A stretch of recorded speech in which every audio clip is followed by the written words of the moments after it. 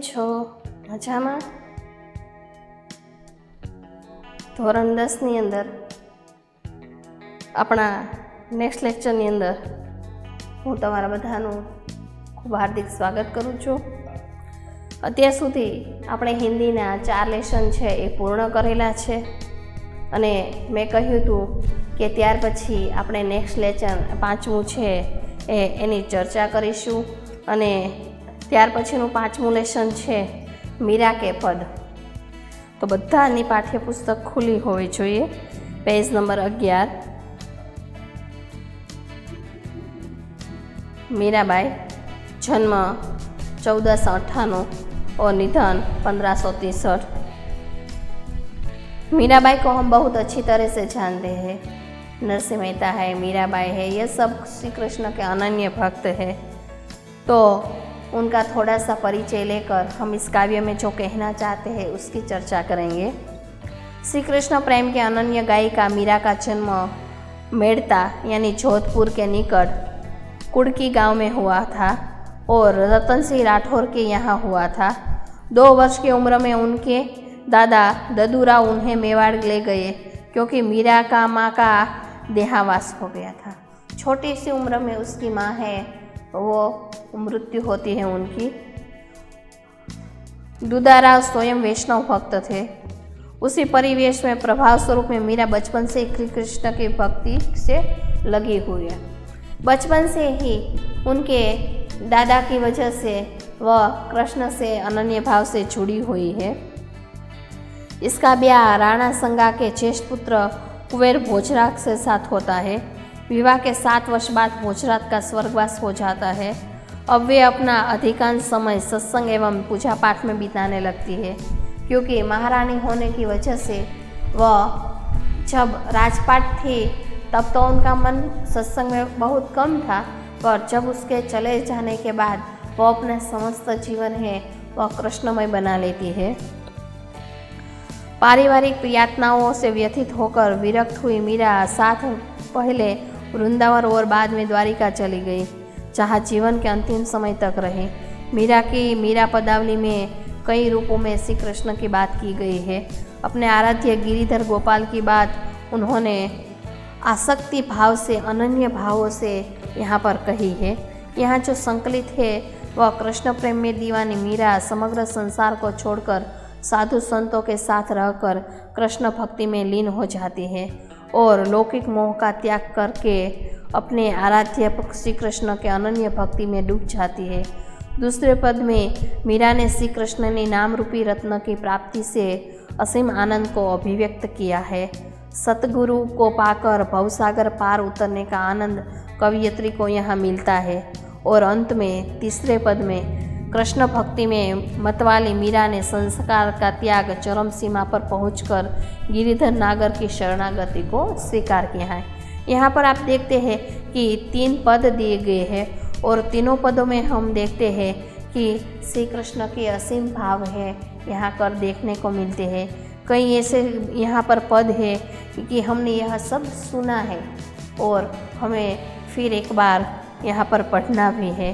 तो सबका ध्यान अपनी पाठ्य पुस्तक में. पहला पद, मेरे तो गिरधर गोपाल दूसरा न कोई साधु सकल लोक जोई. तो मेरा तो गिरधर गोपाल है और दूसरा कोई नहीं है. सकल लोग जोई, यह समस्त जो लोग है वह सब देख रहे हैं. क्या? भाई छोड़िया, बंधु छोड़िया सगा सोई, साधु संग बैठी बैठी लोक लालच खोई. इसने सब कुछ छोड़ दिया, भाई बंधु सगा और साधु संग के साथ बैठ कर श्री कृष्ण का नाम जप रही है और अपनी जो कुल की जो मान मर्यादा है उस सबको उसने छोड़ दिया है. यहाँ मीराबाई कहती है कि जिसने गिरधर यानी पर्वत को उठा लिया था वही श्री कृष्ण मेरे जीवन के एकमात्र आधार है. महानुभावों, मैंने संसार है उसको छोड़ दिया है. श्री कृष्ण के अतिरिक्त मेरा और कोई नहीं है. वह कहती है कि भगवान श्री कृष्ण के लिए मैंने अपने भाई बंधु सगे रिश्तेदार ये सब छोड़ दी है और लोक लालच को खोकर मैं साधु संघ के टोले में जाकर बैठी हूँ। भगत देख राजी हुई, जगत देख ही रोई। भगत भगत यानी साधु संघ को देखकर मैं राजी होती हूँ और यह जगत देखकर मैं रोती हूँ, क्योंकि इन जगत में कितने ऐसे लोग हैं जो मेरी भक्ति है उनको देख नहीं पाते हैं। वे कहते हैं कि संसारी व्यक्ति को देखकर मुझे रोना आता है और भगवान के भक्त को देखकर मुझे बहुत आनंद होता है। अश्वोन जल सींच सींच प्रेम बेली बोई, दधी मथी ध्रुत काढ़ी लियो डार दही छोई। अश्वन बल सींच यानी गिरधर गोपाल के वीरों में निरंतर वो अपनी आंखों से जल है वह बहा रही है। कैसा जल? तो कि प्रेम रूपी जल को वह अपनी आंखों से सींच रही है और कहती है कि जैसे जीवन में अक्सर मक्खन से घी निकलता है और लेने के बाद मथानी को एक और रख दिया जाता है, वैसे ही मैंने भवसागर को मंथन कर श्री कृष्ण के प्रेम रूपी सार को प्राप्त किया है। हम देखते हैं कि दधी को वलोकर उसमें से मक्खन निकाला जाता है और मक्खन लेकर उस दही को छोड़ दिया जाता है। उसी तरह मैंने इस संसार में से श्री कृष्ण के प्रेम के सार को प्राप्त कर इस संसार है इसको मैंने छोड़ दिया है। राना विष को प्यालो भेजो पी मगन होई, अब तो बात फैल गई जाने सब कोई।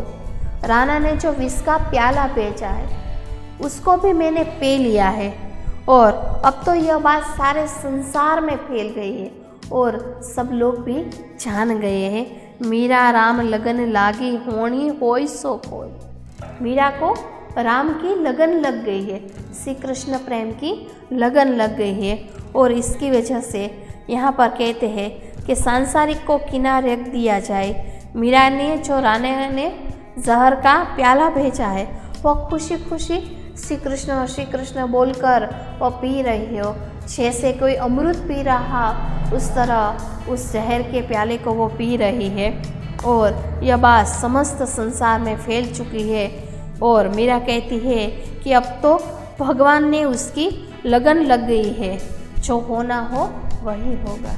अब तो उसका मन है वह ईश्वरमय बन गया है। हम कहते हैं नहीं कि मैं तो यही करूँगी, जिसको जो सोचना है वह सोचे। तो यहाँ मीराबाई है श्री कृष्ण के भक्ति में इतनी डूब गई है कि और कोई सोचने का मार्ग है उसे कुछ नहीं सूझता है।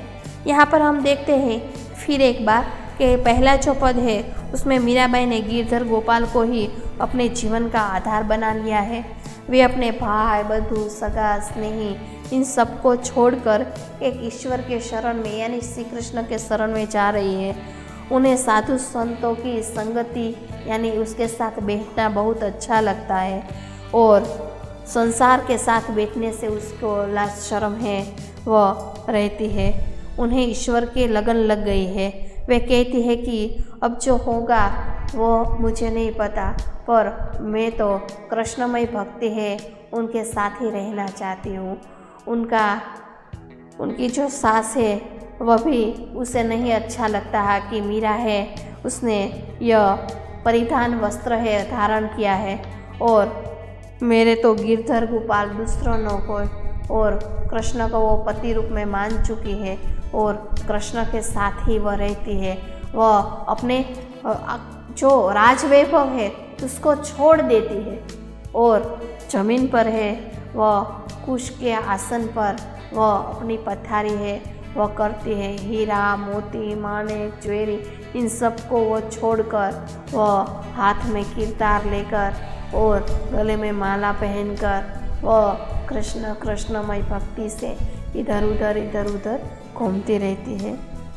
अब उसके आगे दूसरे पद में पायो जी मैंने राम रतन धन पायो, यह हम सुनते हैं।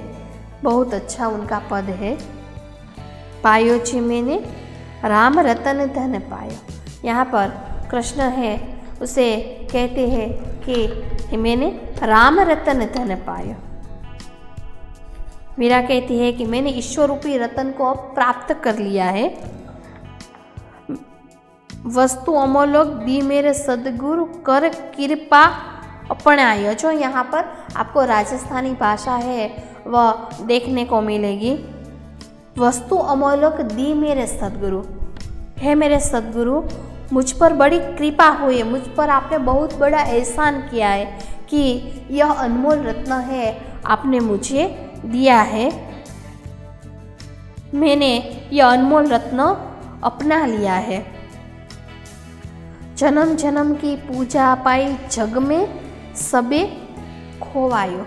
जन्म जन्म के मैंने इस संसार में अपनी लाज त्याग दी और जन्म जन्मांतर की यह पूजा पा ली है। मैंने अपने समस्त जीवन में सब कुछ छोड़कर कृष्ण की जो भक्ति है उनको मैंने अपनाया है और यह जो लाज शर्म है यह सब मैंने त्याग दी है। यह ऐसी पूंजी है जो न तो खर्च होगी और न कोई चोर उसे चुरा सकता है। खर्चे नहीं कोई चोर न लेवे दिन दिन बढ़त सवायो। हम घर पर पैसा रखते हैं, कोई चीज़ रखते हैं तो ऐसा होता है कि कोई उसे चुरा लेगा, कोई उसे छिपा देगा, पर मैंने तो ऐसी भक्ति को प्राप्त किया है। कृष्ण में ऐसी भक्ति को, ऐसे खजाने को, ऐसे रत्न को मैंने प्राप्त किया कि कोई उसे चुराना चाहे तब भी वह चुरा नहीं सकता। और जितना मैं उसे खर्च करती हूँ वह उतना ही बढ़ता जाता है। रात दिन कृष्ण कृष्ण कृष्ण करने से उनकी जो भक्ति है वह और भी दृढ़ होती है और भी बढ़ती है। इतना तो नहीं, इसे रोज सवाई वृद्धि होती है, रोज रोज वो बढ़ती है। सत की नाव खेवेतिया सतगुरु भवसागर तरी आयो। मीरा के प्रभु गिरधर नागर हरखी हरखी जस गायो। बहुत सुंदर है। मीरा कहती है कि सच्चाई की इस नाव के सवार होकर मैंने अपने सद्गुरु रूपी खेवनहार को साथ संसार सागर पार किया है। आपको पता है कि जब श्री राम को वनवास के दौरान नदी के उस पार जाना था तब नाविक ने राम को अपनी नाव में बैठाने से मना किया था। क्यों? क्योंकि ऐसा कहा जाता है कि एक बार श्री राम ने अपने चरण है एक शिला पर रखने से, वह शिला है उसमें से एक स्त्री उत्पन्न होती है, अहल्या। तो नाविक सोचता है कि पत्थर में जो पैर रखने से जो वह स्त्री बनती है, तो मैं तो बहुत गरीब हूँ और मेरे घर पर तो एक स्त्री है, अगर मैं आपको बिठा दूंगी अपनी नाव में तो ये नाव भी एक स्त्री हो जाएगी, तो मैं दो स्त्रियों का भरण पोषण कैसे कर पाऊंगा। फिर बाद में वह श्री राम के चरण है वो धोकर उसको अपनी नाव में बिठाता है। तो यहाँ पर आपको पता चलेगा कि नाविक कितना बुद्धिशाली है। उसने इस तरह श्री राम है उसके चरण पखाले हैं। तो यहाँ पर मीराबाई है, उसने भी इस समस्त संसार में कृष्णमय भक्ति है उसको पाया है। और आगे कहते हैं, मीरा बहुत खुश होकर भगवान श्री कृष्ण के गुण है वह निरंतर गा रहे हैं। हम सब ईश्वर को याद करते हैं। क्यों? क्योंकि हम दुखी हैं और दुखी मन में हम कुछ ना कुछ पाने की चाह होती है। इसी वजह से हम रात दिन कृष्ण को याद करते हैं।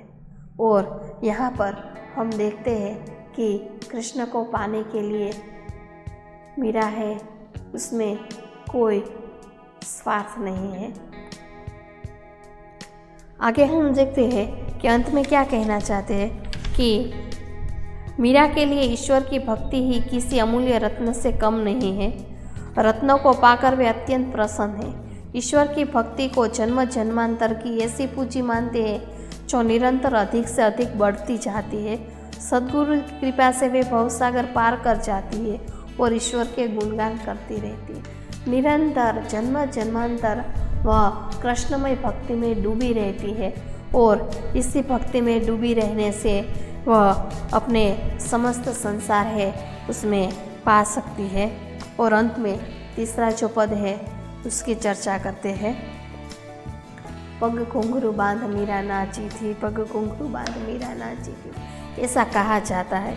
और यह सच बात है, जिसका पति मर चुका हो वह स्त्री कोई श्रृंगार नहीं सज सकती। और यहाँ तो मीरा ने पग में घुंघरू बांधकर नाच रही है और यह उनके देवर और उनकी सास को अच्छा नहीं लगता है। ऐसा कहा जाता है कि मीरा को मारने के लिए उसके देवर ने बहुत प्रयत्न किए हैं। एक बार मीरा को रथ में बिठाकर वो दूर भेजता है और रथ का जो पहिया होता है उसमें जो नींव यानी खिली होती है उसको काट डालता है। आगे जाकर वो पहिया निकल जाता है, पर यहाँ तो मीरा कृष्ण कृष्ण कहती है और उससे कुछ नहीं होता है। तो इतनी ताकत है वो ईश्वर की भक्ति में है। लोग कहे मीरा भई बावरी, सास कहे कुल नाशीली। लोग कहता है कि मीरा तो दीवानी हो गई है, वे अपने सब कुछ भूल गई है। वे अपने पैरों में घुंघरू बांधकर भक्ति से नाच रही है और लोग मीरा का यह रूप देखकर पागल हो गए हैं। और मीरा की सास है वह कहती है यह कुल नाशिनी है, यानी कुल का अस्तित्व समाप्त करने वाली स्त्री बन गई है। जहर का प्याला राणा जी ने भेजा, पीवत मीरा हासिल। यह सोचकर मीरा के जो देवर है वो मीरा को मारने के लिए जहर भेजते हैं और भेजा हुआ जहर निश्चिंत होकर कुछ भी बोलने से पहले हंसकर मीरा है जैसे अमृत पी रही हो उस तरह वह जहर का प्याला है वह श्री कृष्ण को जैसे समर्पित कर दिया और वह भी उसे पी रही है और वे दासी बन गई है। मैं तो अपने नारायण की हो गई, आप ही दासी रे। वह जहर का प्याला कृष्ण को देकर फिर वह खुद पीती है और कहती है मैं तो आपकी दासी हूँ, और दासी बनकर वह कृष्णमय भक्ति में डूब जाती है। मीरा कहती है कि मेरे तो गिरधर बोपार बेल मिलो अविनाशी रे। हे कृष्ण आप अजर अमर है और हे प्रभु आप मुझे शीघ्र दर्शन दीजिए। मैं आपकी भक्ति में इतनी डूबी हुई हूँ कि आप मुझे दर्शन दीजिए। यहाँ पर हम देखते हैं कि मीराबाई के प्रेम से पढ़कर संसार में विरक्त हो गई है और इस संसार के जो नीति नियम है, मान मर्यादा है, उसकी वह परवाह नहीं करती है। उनके पैरों में घुंघरू बांधकर नाचने लगती है और साधु संतों के साथ बैठकर वह कृष्णमय भक्ति में है वह डूब रही है। उनकी साथ उसे कुलनाशिनी कहकर पुकारती है। उनके देवर है उसका तिरस्कार करके उसको जहर का प्याला है वो भिजवाते हैं। रंग ढांग राज परिवार के खिलाफ लगा दिए। उन्होंने मीरा को जहर भेजकर मारने की कोशिश करते हैं। इस प्रकार कृष्ण है भक्ति में डूबकर मीरा है इतने दुख है उठाने पड़ते हैं। उसके साथ हम देखते हैं कि मीरा है वह कृष्ण में प्रेम में इतनी डूब गई है कि सारी दुनिया को वो भुला दिया है कि वह एक संसारिक स्त्री है, वह भी वह भूल जाती है। इतनी वह दीवानी हो गई है कि राणा जी को पसंद नहीं आया। उन्होंने मीरा को जान से मारने के लिए कई तरह के उपाय करते हैं, फिर भी मीरा है उससे विचलित नहीं होती है।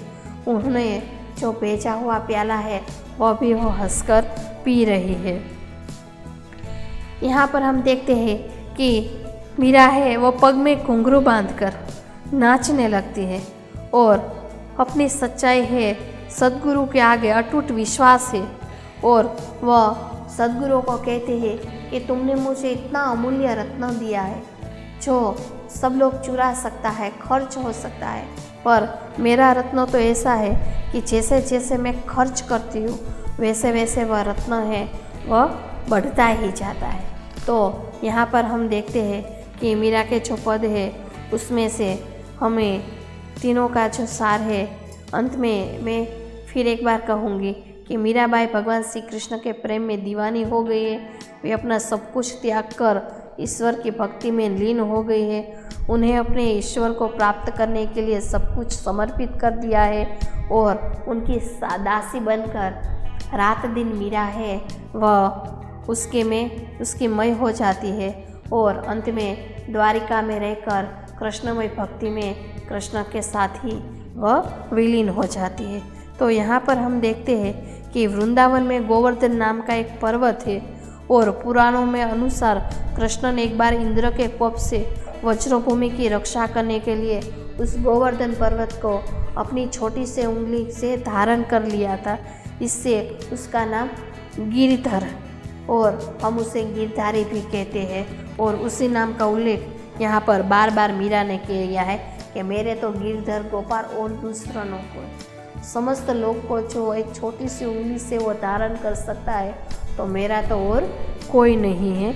ऐसा समर्पण भाव है, ऐसे कृष्ण की भक्ति है और समर्पित भक्ति भावना है वह मीरा में हमें देखने को मिलती है। और अमूल्य मानकर यहाँ पर मीरा की जो अनन्य भक्ति है उसकी बात यहाँ पर की गई है। अंत में यह जो काव्य है यहाँ पर पूर्ण होता है और स्वाध्याय पेज नंबर 12 पर जो प्रश्न दिए गए हैं उन सब प्रश्नों को आपको होमवर्क में भी लिखना है और साथ साथ आपने जो नोटबुक बनाई है उसमें भी पहला, दूसरा और तीसरा प्रश्न आपको लिखना है। और इसके बाद हमारा नेक्स्ट लेक्चर जब होगा तब हमारा जो लेक्चर है उसमें हमारा छठा लेसन है कालिदास का प्राणी प्रेम, इसकी भी हम चर्चा करेंगे। तो आप सबको होमवर्क में उसका जो नेक्स्ट लेक्चर है उसकी चर्चा करनी है, तो आपको वह पाठ है वह भी पढ़ना है और होमवर्क जो बताया है वह भी करना है। और जब आपने टेस्ट दी है तो और भी प्रयत्न करें कि अच्छे से अच्छे मार्क्स सबको आए।